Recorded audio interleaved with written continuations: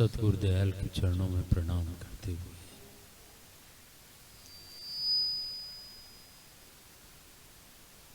सभी साधक बंधु बांधव, आज गुनाह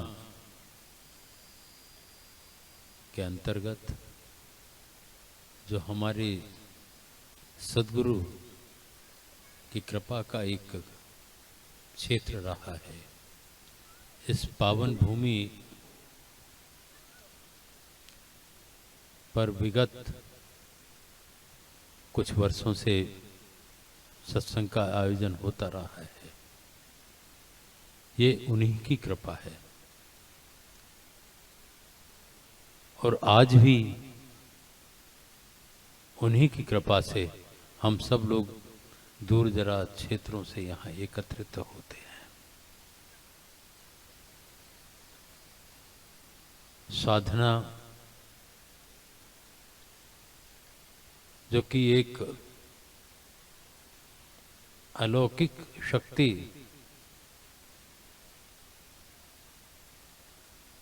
से जुड़ी हुई है और सद्गुरु की कृपा से आंतरिक अनुभूतियां संभव होती हैं और लोगों को सुते ही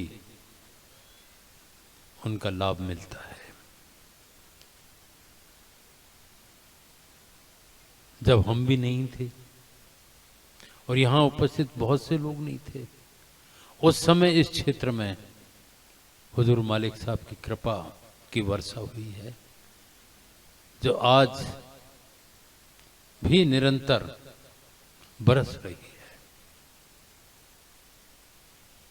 पीढ़ियां गुजरती गईं, लेकिन कृपा बराबर निरंतर बरसती रही है।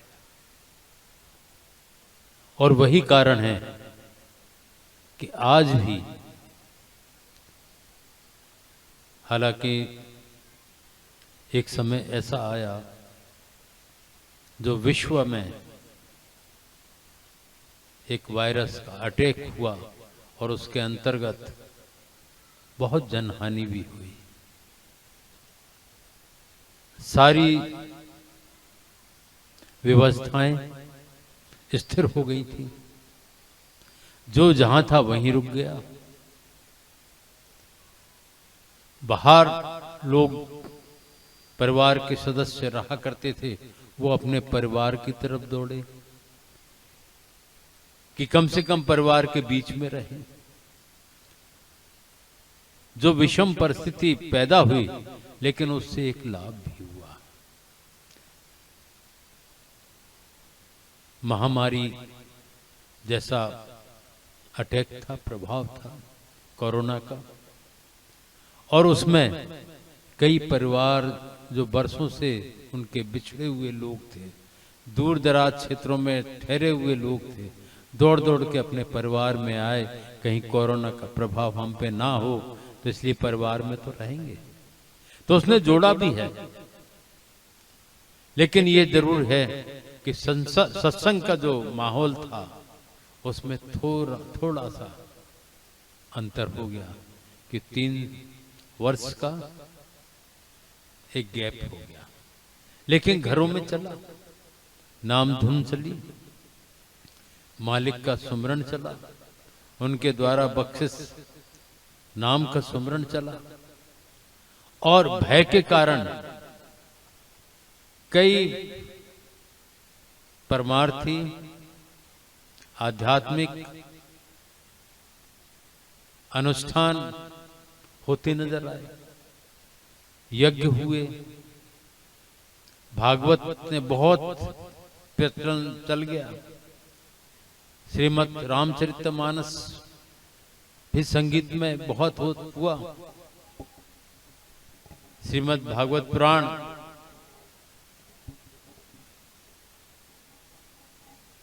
का भी आयोजन पहले की अपेक्षा बहुत देखने को मिला। सबकी इच्छा रही, सबका प्रयत्न रहा कि किसी प्रकार से हम उस भयावह स्थिति से निकल सकें और उसकी कृपा हमारे ऊपर बनी रहे।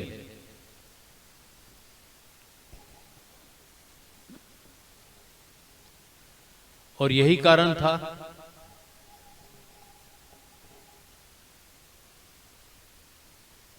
कि आध्यात्मिक लाभ जो मिलना था वो भय के कारण से कुछ लोग उधर जुड़े। अंतर जरूर हुआ, लेकिन लगन गुनाह की तरफ लगती रही और सब लोगों की इच्छा बराबर बनती रही कि अब किसी गुनाह का सत्संग नहीं हो पाया, नहीं हो पाया। मतलब नाम वही चलता रहा।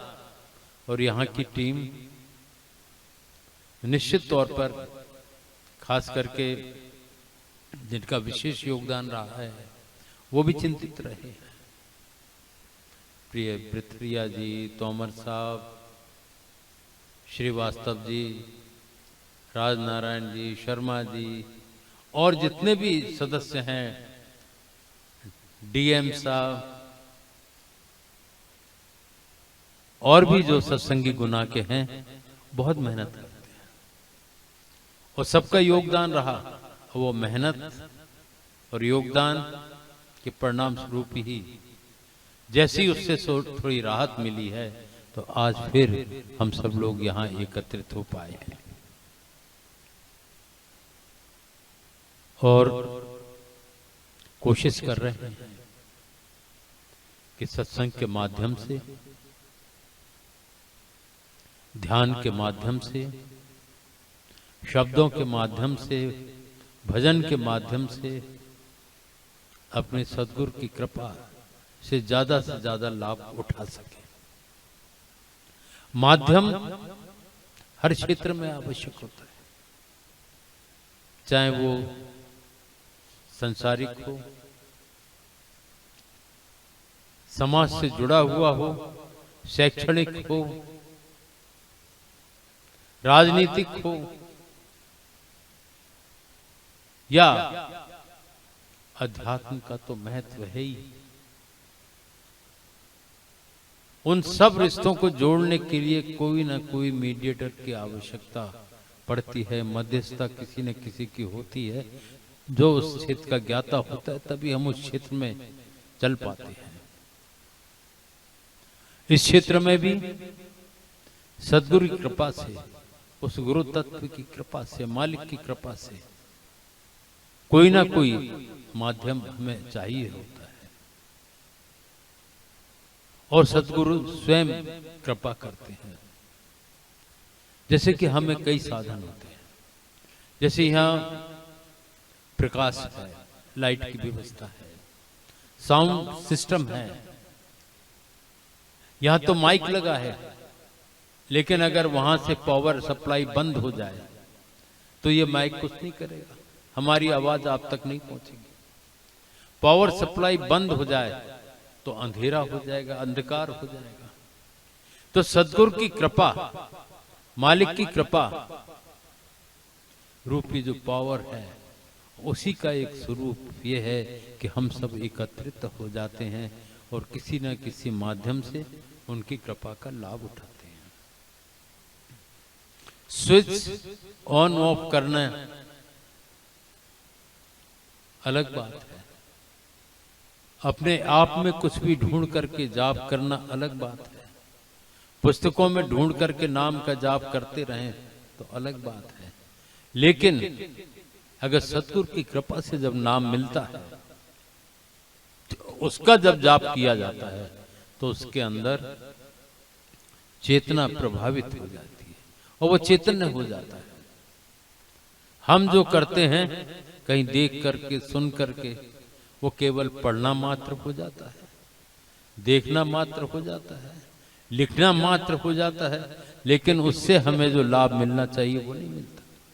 वो लाभ जब ही मिलता है जब सच्चे महात्मा महापुरुषों के द्वारा हमको वो नाम बख्शिश में मिलता है। हम लोगों का सौभाग्य है, हम भी उसमें शामिल हैं कि हम सबको ऐसे परम सतगुरु की दया उपलब्ध हुई और उन्होंने हम सबको अपनाया। हमने कितना अपनाया ये तो नहीं पता, लेकिन वो निरंतर कृपा बनाए हुए हैं। आज से नहीं, जब से यहाँ का गुना का क्षेत्र जब यहाँ हुजूर मालिक साहब विराजते थे 1931, उस समय उन्होंने लोगों को खींचा,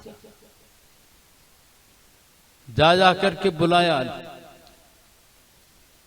और जैसा कि जीवन की घटनाओं में आता है हुजूर मालिक साहब के, कि जब यहाँ जो सर्किट हाउस है उसको लाल कोठी कहते थे, वो उस सब का चार्ज उनके पास था, सुपरिंटेंडेंट ऑफ लाल कोठी, इस तरह से पोस्ट थी। और वहां उस समय इतना आवागमन आना जाना नहीं होता था, और वो अपने पाठ सत्संग में तो कई बार उनकी पदों की रचना जो उन्होंने शिक्षण के समय किले पर जब पढ़ते थे उस समय कई रचनाएं की, उसके बाद भी कई रचनाएं उनकी हुई, तो वो उनको लगता था कि कोई पाठ करने वाला यहाँ भी मिल जाए, तो उनकी निगाह कहीं निकल रहे थे तो कुछ लोगों पे गई। उसमें एक यहाँ है विजयवर्गीय जी का परिवार भी, वो भी शामिल थे, आबा के फादर, शब्दों के फादर, और उनके कुछ साथी थे। तो हुजूर मालिक साहब ने क्या कहा, वहां शायद जामुन का पेड़ था, क्यों अग्रवाल साहब? तो कहा भाई उन लोगों को शौक था, तो उनसे कहा कि जामुन का उनको प्रसाद दिया तो वो अक्सर आने लगे, जामुन तोड़ के उनको दे दी जाती थी, वो लोग आने लगे। पाठ शुरू हो गया, उनमें कोई एक अच्छा गला भी था, गाते भी थे, तुलाराम जी। अब हम सबको बीच में नहीं है, लेकिन उन सब का योगदान है, प्रत्यक्ष अप्रत्यक्ष रूप से सब उनके साथ हैं। लेकिन यहाँ की गुनाह की ऊपर कृपा उस समय से निरंतर बरस रही है, जर्रे जर्रे में उनकी कृपा है, पर लेने वाला तो हो। हम सब लोग कृपा तो चाहते हैं, लेकिन वो पात्रता, वो खालीपन जिससे कि उनकी कृपा ठहरे, वो हमारे अंदर नहीं है। मन चंचल, कहीं पढ़ा था, मन अचंचल होना चाहिए, स्थिर होना चाहिए, और स्थिर होकर के उस तरफ लगना चाहिए, नाम से जुड़ना चाहिए, सदगुरु के चरणों की तरफ लगना चाहिए। और श्रद्धा और विश्वास जब होता है और खाली होते हैं, तब उनकी कृपा हमको महसूस होती है। कृपा निरंतर है, नित्य है, वो गुरु तत्व नित्य है, शाश्वत है। आज भी उन्हीं की कृपा से हम सब लोग यहाँ उपस्थित हुए हैं, यहाँ उनके दरबार में हाजिरी दे रहे हैं। हमने तो सोचा भी नहीं था, हम तो थे ही नहीं, लेकिन वो कृपा थी, और आज भी अपन सबको यहाँ जोड़ रही है। और यहाँ के लोग भी काफी ग्रामीण क्षेत्र के लोग हैं, एक सहज प्रेम, सहज अवस्था, चेहरे पे मुस्कान, भोलापन, वो उसी से आता है जब हमारी चंचलता कम होती है, मन के विचार उतार चढ़ाव से हम रुकते हैं और उसकी कृपा के लिए चलते हैं। तभी वो मानवीय गुण, भक्ति का प्रभाव, सद्गुरु की कृपा हमें महसूस होती है। जैसे जैसे हम बुद्धि का प्रयोग करते हैं, जैसे जैसे जिस दृष्टि से हम वातावरण को देखते हैं और सोचते हैं, उसका प्रभाव हम लेकर के बैठ जाते हैं। जो प्रभाव हमें लेना चाहिए उससे हम वंचित हो जाते हैं, क्योंकि वहां बुद्धि का दखल नहीं है। वहां तो सर्वोपर आज्ञा पालन है। और अगर वो नहीं बनता है तो हम पात्र नहीं बन पाते, क्योंकि उनको मालूम है देश काल और परिस्थिति के अनुसार उनको कृपा बरसाना है। उनके लिए सब एक से है, वहां भेद बुद्धि नहीं है। भेद बुद्धि है तो हमारे अंदर है। हमको लगता है कि वो अमुक पर कृपा कर रहे हैं, अमुक को नहीं देख रहे, अमुक को ये कर रहे हैं, अमुक को वो कर रहे हैं। ये हमारा भ्रम है। जो हरि हजार हाथ वाला है, और फिर सदगुरुओं के तो हाथों की गिनती नहीं कर सकते, कितने हाथों से वो कृपा कर रहे हैं और कितने रूपों से, किस तरह से वो सबको इकट्ठा करते हैं और सबके ऊपर कृपा बरसाते हैं, इसका हमें अंदाज नहीं हो सकता। हरि से 100 गुना गुरु होते हैं,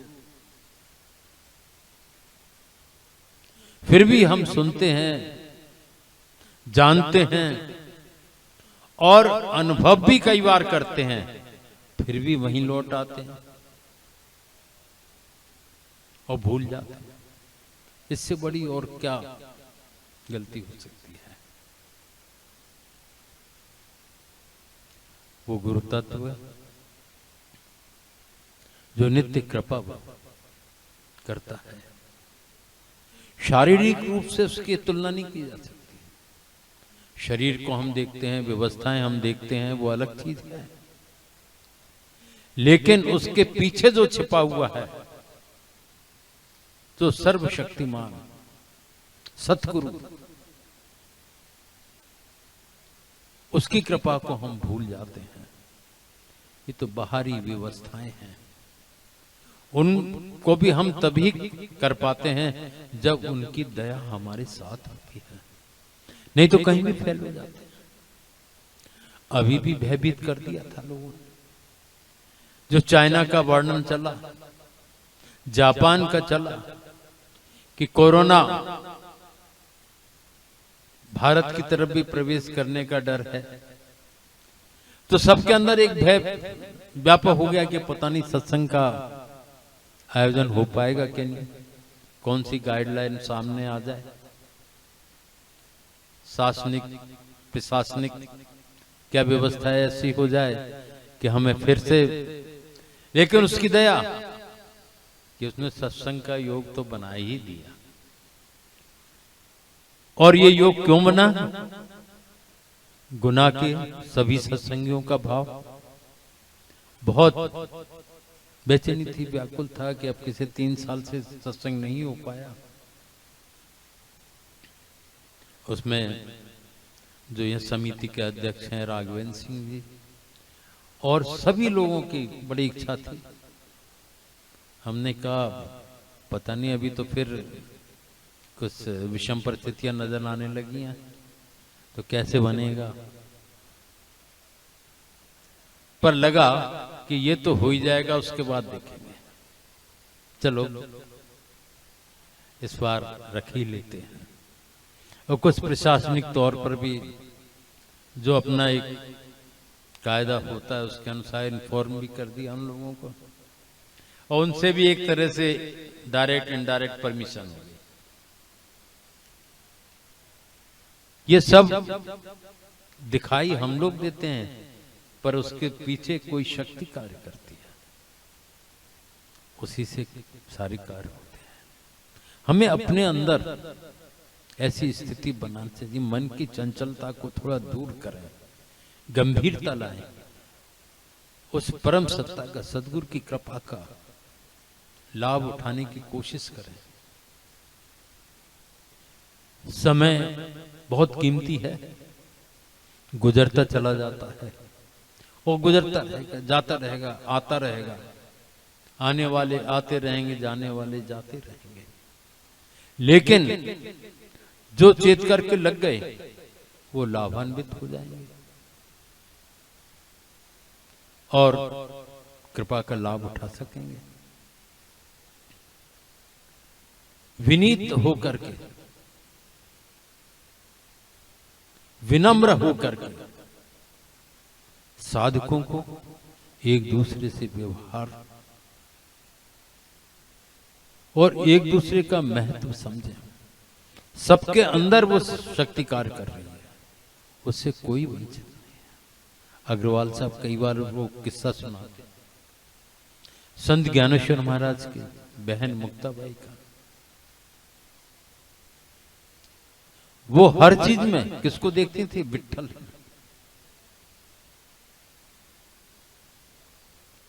एक बार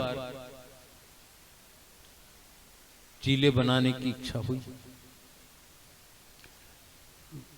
विरोध बहुत था, तो किसी ने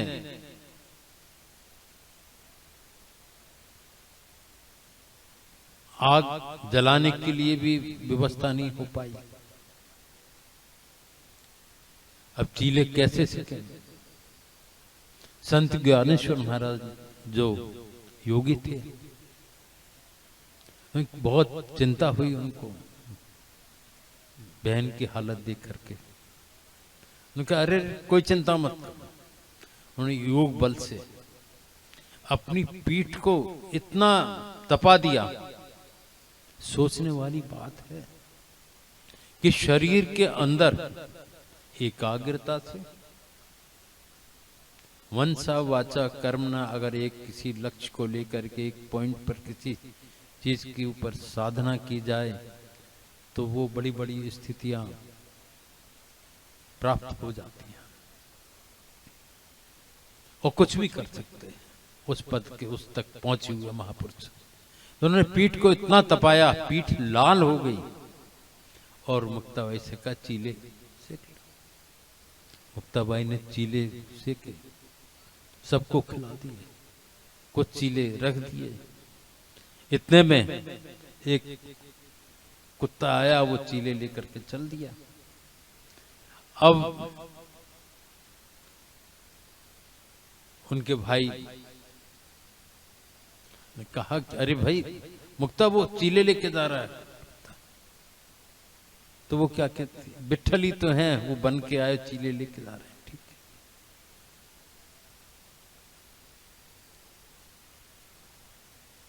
मतलब उसमें भी उनको क्या दिखा? कुत्ता नहीं दिखा, उनके अंदर दिखा विट्ठल है। एक जगह कहीं नाली या कहीं कुछ था, तो उसमें कीड़े बिलबिला रहे थे। वो उनके लिए भी कहा, उनसे पूछा कि सब विट्ठल ने, विट्ठल के रूप है। भावना वाली बात है,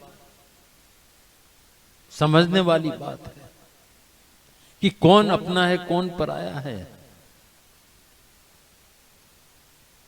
ये अपने सोच का, अपनी मन की स्थिति से वो ऐसा वातावरण निर्मित हो जाता है कि हम भ्रम में पड़ जाते हैं और अपने पराये को भूल कर अपना उसको बनाया, तो उसका कौन नहीं है, सब उसके। किससे ईर्षा, किससे द्वेष, सब हमारी तो है और सबके अंदर वो शक्ति कार्य कर रही है। ईश्वर सर्वत्र है और सर्वत्र एक समान है, लेकिन प्रकट कब हो? प्रेम से, भाव से वो प्रकट हो जाते हैं। पर निश्चल प्रेम हो, निश्चल भाव हो, निश्चल श्रद्धा हो, श्रद्धा हो तो श्रद्धा हो, भाव हो तो भाव हो, तब वो प्रकट होते हैं और कृपावंत होकर के कृपा बख्शिश में देते हैं। भगवान राम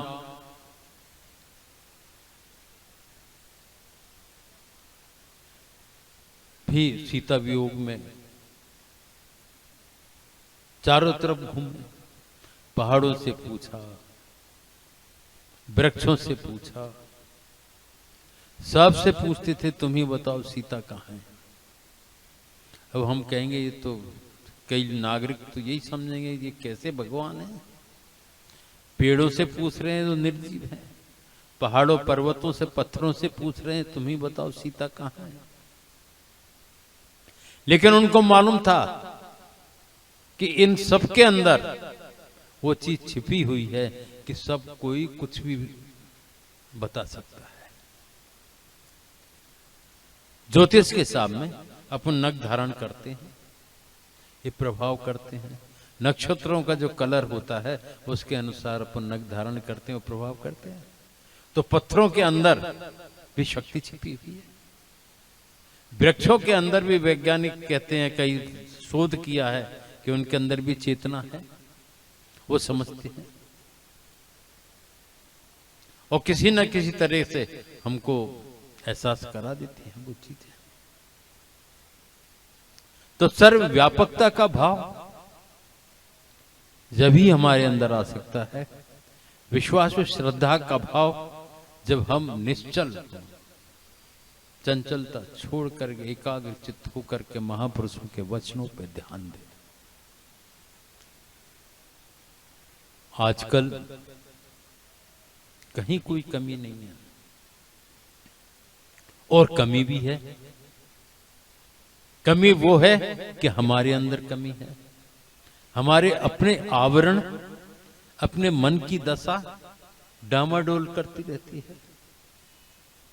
और उसका कारण होता है कि हम सच्चे सद्गुरु को पाकर भी उनकी दया से वंचित रहते हैं, क्योंकि मन आगे नहीं बढ़ने देता। मन आकाश पर ऐसे आवरण आ जाते हैं कि उनकी बातों का असर नहीं होता, अपना ही अपना लगता है कि मैं सही वो गलत। और यहां तक हो जाता है कि जो वास्तविकता में सही हैं उनको भी गलत कह दिया जाता है, क्योंकि हम उस असीम शक्ति को समझ नहीं पाते। जो असीम है वो ससीम कैसे हो जाएगी? वो तो असीमी ही रहेगी। उसको छोटे अपने अनुसार अगर अपन चलाना चाहें तो नहीं चला सकते।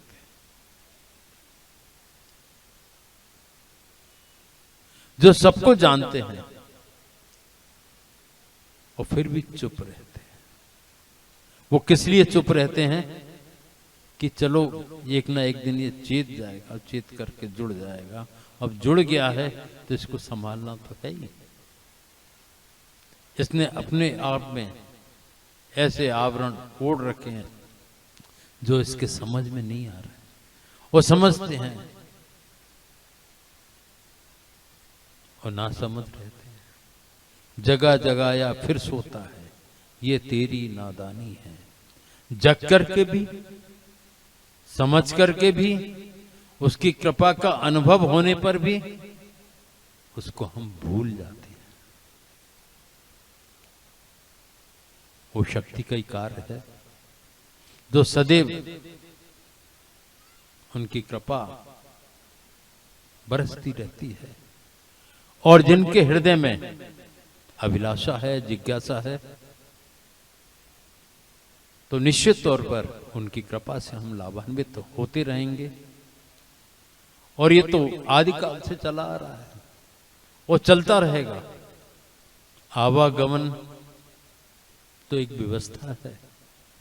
सूर्य उदय है, सूर्य अस्त भी है, लेकिन निरंतर नई नई व्यवस्थाएं होती रहती हैं और हर युग में महापुरुषों का आगमन बना ही रहता है। उनको मालूम है कौन कहां है, कहां कहां भटक गए हैं, और उनको एकत्रित करती है शक्ति। हमको तो बोध भी नहीं होता है। अब यहां भी हिमाचल के लोग भी हैं, उत्तर प्रदेश के भी हैं, कई प्रदेशों के यहां लोग हैं, लेकिन एक जगह है। बांधने वाला कौन है? वो परम सत्ताई है। जानने वाला कौन है? वो परम सत्ताई है, वो परम गुरु ही है। और उन्होंने ही सबको बांधा है, उन्होंने ही जोड़ा है। जो बिखरे हुए थे उनको जोड़ करके एक सूत्र में बांधने का कार्य वो करते हैं। हम बांधने की जगह तोड़ने के काम ऐसे करते हैं कि टूटने का काम करने लगते हैं, बिखरने के काम करने लगते हैं। हमें चाहिए कि अपने आप को समझें, जानें और सद्गुरु कृपा के लिए अपने अंदर पूरी तरह समर्पित भाव से श्रद्धा के साथ जिज्ञासा उत्पन्न करें, तो सच्चे सद्गुरु की कृपा जो निरंतर बरस रही है, आज भी अगर हम उस तरह से लगेंगे तो उस कृपा का लाभ उठाते रहेंगे। आज यहाँ चूंकि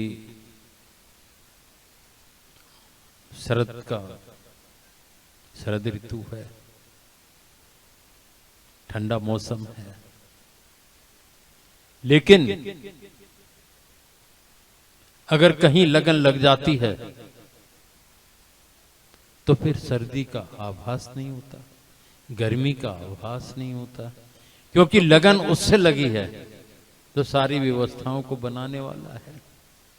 तो निश्चित तौर पर वही उन सब व्यवस्थाओं से भी हमारा बचाव करेगा और हमें उस तरफ जोड़ेगा जहां जुड़ना चाहिए। भटकाव बहुत है,